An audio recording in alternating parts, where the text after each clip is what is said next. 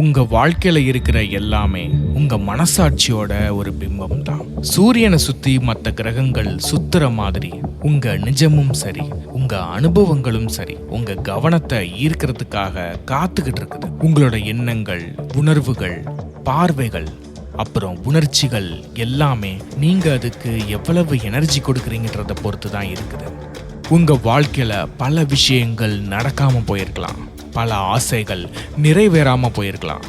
நீங்க ஈர்ப்பு விதியை நம்பி பிரபஞ்சத்துக்கிட்ட கேட்டிருந்தாலும் அது உங்களுக்கு கிடைக்காம போயிருக்கலாம். அதுக்கு காரணம் ஈர்ப்பு விதி உங்களுக்கு செயல்படலைன்னு அர்த்தம் கிடையாது. அதுக்கு உண்மையான காரணம் நீங்க ஈர்ப்பு விதியை சரியா பயன்படுத்தலைன்னு தான் அர்த்தம். எதை நீங்க கண்டுக்காம விடுறீங்களோ அது உங்க வாழ்க்கையில இல்லாமலே போயிடும். நாம பல நேரங்கள்ல ஒரு விழிப்புணர்வு இல்லாம இருக்கிறதுனால தான் பிரச்சனையே வருது. உங்க வாழ்க்கையில நடக்கிற எந்த ஒரு விஷயமா இருந்தாலும் அதுக்கு நீங்க முக்கியத்துவம் கொடுக்கலனா அது உங்களை பாதிக்கவே பாதிக்காது. இதை கேட்கறதுக்கு கொஞ்சம் வித்தியாசமா இருக்கலாம், ஆனா இதுதான் உண்மை. ஒரு விஷயத்துக்கு நீங்க உங்க கவனத்தை செலுத்த மறுக்கும் போது அதனுடைய தாக்கம் உங்க மனநிலையில குறைய ஆரம்பிக்கும். இந்த ஈர்ப்பு விதி உலகத்துல எண்ணங்கள் தான் நிஜத்தை உருவாக்குதுன்னு சொல்லுவாங்க. ஆனா எண்ணங்கள் மட்டும் தானா எதையும் பண்ணிட முடியாது. அது வெறும் ஒரு பாத்திரம் மாதிரி தான். அது உங்க கவனத்துக்காக காத்துக்கிட்டு இருக்கும். அந்த எண்ணங்களுக்கு உயிர் கொடுக்கிற அதிகாரம் உங்ககிட்ட தான் இருக்கு. அதுக்கு நீங்க ஓகே சொல்லலாம், இல்லனா இல்ல வேண்டான்னு ஒதுக்கலாம். உங்க எண்ணங்கள் தான் உங்க எனர்ஜி எந்த பக்கம் போகணும்னு முடிவு பண்ணுது. அதை வச்சுதான் இந்த பிரபஞ்சம் உங்களுக்கு பதில் கொடுக்கும். அதனால இந்த பிரபஞ்சத்துக்கிட்ட பேசுறதுக்கான ரகசியம் என்னன்னா, நல்ல எண்ணங்கள் பக்கம் உங்க கவனத்தை திருப்புறதும் கெட்ட எண்ணங்களை கண்டுக்காம விடுறதும் தான். இந்த பதிவை நீங்க கேட்கறது மூலமா பிரபஞ்சத்துக்கிட்ட எப்படி சரியான வழியில பேசுறதுன்னு உங்களுக்கு கண்டிப்பா புரியும். அதுக்கு நீங்க நான் சொல்ல போற 5 முக்கியமான விஷயங்களை நீங்க தெரிஞ்சுக்கணும். ஆல்பா ஃப்ரீக்வன்சி உங்களை வரவேற்கிறது. பிரபஞ்ச பேராற்றலுக்கு நன்றி. இந்த பயணத்துல முதல் படி உங்க கவனம் எங்க இருக்குதுன்றத நீங்க கவனிக்கணும். நீங்க இந்த உலகத்துக்கு வந்த நிமிஷத்துல இருந்தே இந்த பிரபஞ்சம் உனக்கு என்ன வேணும்னு கேட்டுக்கிட்டே இருக்கு.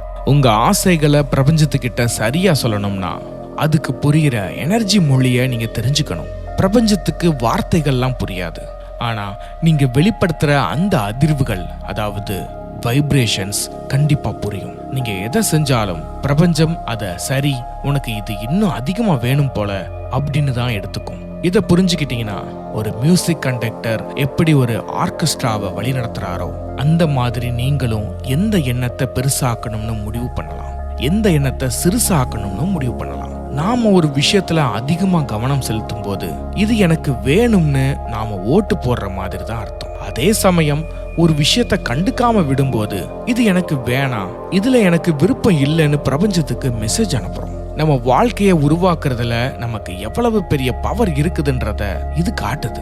நம்ம வாழ்க்கைன்ற இந்த இசையில எந்தெந்த சத்தம் கேட்கணும்னு முடிவு பண்ற கண்டக்டர் நம்மளுடைய கவனம் தான். 2வது விஷயம், எப்பவுமே நிகழ்காலத்துல யோசிங்க, பேசுங்க. நிகழ்காலத்துல ஏன் யோசிக்கணும், பேசணும்?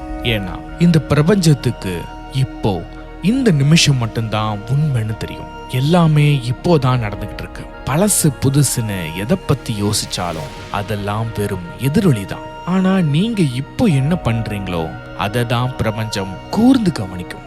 பிரபஞ்சத்தை ஒரு பெரிய உணர்வா நாம பார்க்கும்போது நம்மளுடைய ஒவ்வொரு எண்ணமும் அந்த பிரபஞ்சத்து கூட பேசுற ஒரு மொழி தான். ஆனா நாம நினைக்கிறத விட பிரபஞ்சம் வேற மாதிரி புரிஞ்சுக்கும். உதாரணத்துக்கு, I will be successful, நான் கண்டிப்பா ஜெயிப்பேன் அப்படின்னு சொன்னா எனக்கு இப்போதைக்கு வெற்றி வேணாம் அப்படின்னு தான் பிரபஞ்சத்துக்கு கேட்கும். அதுக்கு பதிலா நீங்க நினைச்சது ஏற்கனவே கிடைச்சிருச்சுன்னு நினைச்சு சந்தோஷப்படுங்க. நீங்க ஆசைப்படுற எல்லாமே ஏற்கனவே இந்த உலகத்துல இருக்குது. அது கிடைச்ச மாதிரி நீங்க உணரும் போது பிரபஞ்சம் அதை உங்ககிட்ட கொண்டு வந்து சேர்க்கும். இதனுடைய முக்கியமான அர்த்தம் என்னன்னா, நீங்க எதை அடையணும்னு நினைக்கிறீங்களோ அது ஏற்கனவே உங்ககிட்ட இருக்கிற மாதிரி நீங்க மனசார நம்பணும். இந்த உலகத்துல எல்லா சாத்தியங்களும் இருக்கு. நீங்க உங்க அதிர்வுகளை அந்த இலக்கு கூட மேட்ச் பண்ணும்போது பிரபஞ்சத்தோட சக்தி உங்களுக்காக வேலை செய்ய ஆரம்பிக்கும். அதனால பிரபஞ்சத்து கூட பேசுறதுன்றது வெறும் ஆசைகளை சொல்றது மட்டும் இல்ல, அந்த ஆசையாவே நீங்க இப்போவே மாறணுன்றது தான். அடுத்ததா நாம பார்க்க போறது உங்கள் விழிப்புணர்வை இன்னும் பெரிதாக்குங்கள். விழிப்புணர்வை எப்படி பெருசாக்குறது? ஒரு கஷ்டமான கேம் விளையாடும் போது அதனுடைய ரூல்ஸ் எல்லாம் நம்ம கத்துக்க தானே செய்றோம். அதே மாதிரி தான் வாழ்க்கைங்கிறது ஒரு நேர்கோடு கிடையாது. அது ஒரு சுவாரஸ்யமான விளையாட்டு. நீங்க எவ்வளவு விழிப்புணர்வோட இருக்கிறீங்களோ அவ்வளவு சூப்பரா இந்த விளையாட்டை ஆடலாம். உதாரணத்துக்கு ஒரு சூப்பரான பிளேயர் கூட புதுசா ஒருத்தர் சீட்டு விளையாண்டாருன்னா ஈஸியா தோத்துருவாங்க. அதே மாதிரி தான் நீங்க உங்க அறிவையும் விழிப்புணர்வையும் வளர்த்துக்கிட்டீங்கன்னா வாழ்க்கையில வர கஷ்டங்களை ஈஸியா சமாளிக்கலாம்.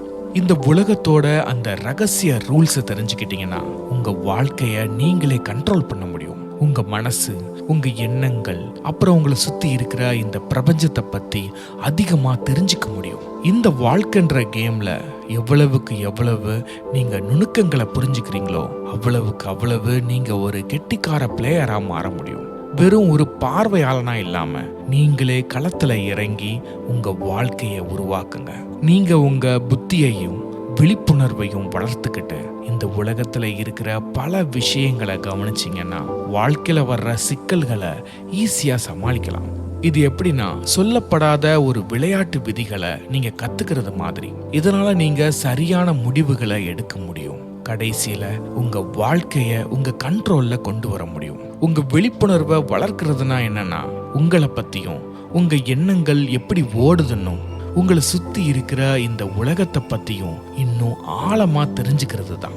இந்த வாழ்க்கைன்ற விளையாட்டுல எவ்வளவுக்கு எவ்வளவு ரகசியங்களையும் நுணுக்கங்களையும் நீங்க புரிஞ்சுக்கிறீங்களோ அவ்வளவுக்கு அவ்வளவு நீங்க ஒரு கெட்டிக்கார பிளேயரா மாற முடியும். விழிப்புணர்வுன்றது ஒண்ணுமே இல்லை, நம்ம கெட்ட எண்ணங்களையும் நல்ல எண்ணங்களையும் பிரிச்சு பார்க்கறது தான். நம்ம வாழ்க்கையில ஏதாவது கெட்டது நடந்துருமோன்னு பயந்தா அந்த எண்ணங்களை தான் அதிர்வுகளா இந்த பிரபஞ்சத்துக்கு நீங்க அனுப்புறீங்க. அப்படி செயல்படுத்தும் போது அந்த கெட்ட எண்ணம் தான் நிறைவேறும்.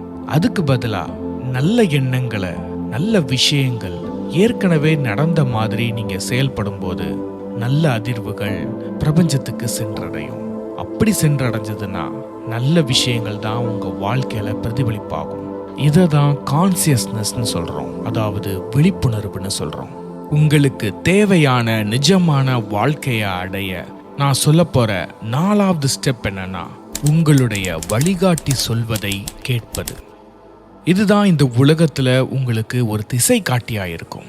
இந்த பரந்த ஆற்றல் கொண்ட பிரபஞ்சத்துல இதுதான் உங்களுக்கு ஒரு திசை காட்டி. இந்த யூனிவர்ஸ்க்கு மனுஷங்க பேசுற மொழியெல்லாம் புரியாது. அது எனர்ஜின்ற ஆற்றல் மொழியில தான் பேசுது. நம்ம எண்ணங்களும் வார்த்தைகளும் பல நேரங்கள்ல கை கொடுக்காது. ஏன்னா அது நம்ம மனசுக்குள்ள இருக்கிற உண்மையான நிலைய அப்படியே காட்டுறதில்ல. உங்களோட உணர்வுகள், உங்களோட உள்மனசு சொல்ற விஷயம், இதுதான் உங்களுடைய உண்மையான வழிகாட்டி. எப்போ ஒரு விஷயம் உங்களுக்கு சரியா தோணுதோ, நல்லா இருக்குன்னு தோணுச்சுன்னா அது நீங்க போற சரியான பாதைன்னு அர்த்தம். அதுவே மனசுக்கு கஷ்டமா இருந்தா நீங்க உங்க உண்மையான பாதையிலிருந்து விலகி போறீங்கன்னு அர்த்தம். இந்த வழிகாட்டி முறை முழுக்க முழுக்க உங்க மனசுக்கு எது சரின்னு படுதோ அதை சார்ந்துதான் இருக்கும். உங்களுக்கு எது செட் ஆகுதோ அதை மட்டும் ஃபாலோ பண்ணுங்க, மற்றதை விட்டுடுங்க. எதிர்மறையான விஷயங்களுக்கு முக்கியத்துவம் கொடுக்காதீங்க. உங்களோட இந்த ஈகோ மனசு வேண்டவே வேண்டாம். அது உங்களை எப்பவுமே ஏமாற்றதான் முயற்சி பண்ணும். அதை ஃபாலோ பண்ணா சந்தோஷம் கிடைக்கும்னு சொல்லலாம். ஆனா ஈகோ காட்டுற ஆசைக்கும் உங்க உள்மனசு காட்டுற சரியான பாதைக்கும் இருக்கிற வித்தியாசத்தை நீங்க தான் புரிஞ்சுக்கணும். மனசுக்கு நல்லா இருந்தா நம்புங்க, கஷ்டமா இருந்தா அதை விட்டுடுங்க. உங்களுக்கு எது சந்தோஷத்தை தருதோ அந்த சின்ன சின்ன விஷயங்களை ஃபாலோ பண்ணாலே போதும். நீங்க சரியான பாதையில போயிட்டு இருக்கீங்கன்னு அர்த்தம். இதனால தேவையில்லாத குழப்பங்கள் வரவே வராது. இப்போ நம்ம 5வது ஸ்டெப்பான கடைசி ஸ்டெப்பை பார்க்கலாம். பிரபஞ்சத்தோட ரகசியத்தை புரிஞ்சிக்க திரும்ப திரும்ப செய்யறதோட சக்தியை பயன்படுத்துவோம். இந்த பிரபஞ்சம் எப்படி இயங்குதோ அதே மாதிரி தான் உங்க ஆழ் மனசும் இயங்குது. ஈர்ப்பு விதி, த லா ஆஃப் அட்ராக்ஷன், முக்கியமா உங்க ஆழ் மனசுல இருந்து தான் வேலை செய்யுது. உங்க மேலோட்டமான மனசுல அப்பப்போ வந்துட்டு போற எண்ணங்களை அது பெருசா எடுத்துக்காது. ஏன்னா மேலோட்டமான மனசு எப்பவுமே எதையாவது மாத்தி மாத்தி யோசிச்சுக்கிட்டே தான் இருக்கும். ஆனா ஆழ் மனசு அப்படி இல்லை. அதுக்கு வர தகவலை வேண்டாம்னு சொல்ல தெரியாது. அது எல்லாத்தையும் அப்படியே ஏத்துக்கும். உண்மை எது கற்பனை எதுன்னு ஆள் மனசுக்கு வித்தியாசம் தெரியாது. அதனால தான் பழைய விஷயங்களை நினைக்கும் போது இப்போவே நடக்கிற மாதிரி நமக்கு உணர்ச்சிகள் வருது. அதனால இப்போ நடக்கிற விஷயத்துல மட்டும் கவனமா இருங்க. பழைய காயங்களை நினைச்சு வருத்தப்படாதீங்க. ஏன்னா அதையே நினைச்சிட்டு இருந்தா அதே மாதிரி கஷ்டமான அனுபவங்களை மறுபடியும் இழுத்துட்டு வந்துடும். அது மட்டும் இல்லாம ஆள் மனசுக்கு தானா எதையும் யோசிக்கவே தெரியாது. அது ஒரு டேட்டா ஸ்டோர் பண்ற ஹார்ட் டிஸ்க் மாதிரி தான். நீங்க எதுக்கு அதிகமா முக்கியத்துவம் கொடுக்கறீங்களோ, எதை அதிகமா கவனிக்கிறீங்களோ அதை அப்படியே உள்வாங்கிக்கும். கெட்ட எண்ணங்களை அது ஃபில்டர் பண்ணாது. அந்த பொறுப்பு உங்ககிட்ட தான் இருக்கு. திரும்ப திரும்ப ஒரு விஷயத்த சொல்றது மூலமா நீங்க உங்க ஆள் மனசை மாத்தி அமைக்க முடியும். இப்ப நீங்க ரொம்ப தன்னம்பிக்கையோட மாறணும்னு நினைக்கிறீங்கன்னா, நான் தான் உலகத்திலேயே ரொம்ப தைரியமான ஆள் அப்படின்னு திரும்ப திரும்ப சொல்லுங்க. இது வெறும் வார்த்தையா மட்டும் இல்லாம அந்த தன்னம்பிக்கைய நீங்க மனசார உணரணும். இப்போ நீங்க எப்படி இருக்கிறீங்கன்றது முக்கியமே இல்லை. நீங்க எப்படி மாறணும்னு ஆசைப்படுறீங்களோ அதுல தான் உங்க கவனம் இருக்கணும். நேர்மறையான விஷயங்களை நீங்க திரும்ப திரும்ப சொல்லும்போது அது ஒரு ஆற்றலா மாறும். அப்புறம் உங்க ஆள் மனசு அந்த மாற்றத்தை புரிஞ்சுக்கிட்டு உங்க வாழ்க்கையில அதை நிஜமாக்க ஆரம்பிக்கும். நீங்க நிஜமாவே தன்னம்பிக்கையோட இருக்கும்போது உங்க செயலும் பேச்சும் அதை அப்படியே வெளிப்படுத்தும். கடைசியா ஒண்ணு மட்டும் ஞாபகம் வச்சுக்கோங்க, நீங்க தான் இந்த பிரபஞ்சம். பிரபஞ்சத்துக்கிட்ட பேசுறது உங்ககிட்டயே நீங்க பேசுறதுக்கு சமம். உங்க வாழ்க்கையோட கடிவாளம் உங்க கையில தான் இருக்கு. நீங்க தான் எல்லாத்தையும் கட்டுப்படுத்துறீங்க. உங்க மனசை தூய்மையா வச்சுக்கோங்க. உங்க உள்ளம் எப்படி இருக்கோ அதை தான் இந்த பிரபஞ்சம் உங்களுக்கு பிரதிபலிக்கும். உங்க மனசை நேர்மறையா மாத்திக்கிட்டா உங்களால பிரபஞ்சத்துக்கிட்ட சரியா பேச முடியும். உங்க வாழ்க்கைங்கிறது படம் வரைகிற ஒரு கேன்வாஸ் மாதிரி. அதுல நீங்க தான் ஒரு சிறந்த கலைஞன். இந்த பதிவு உங்களுக்கு பயனுள்ளதா இருந்திருக்கும்னு நான் நம்புறேன். பிரபஞ்ச ஆற்றலுக்கு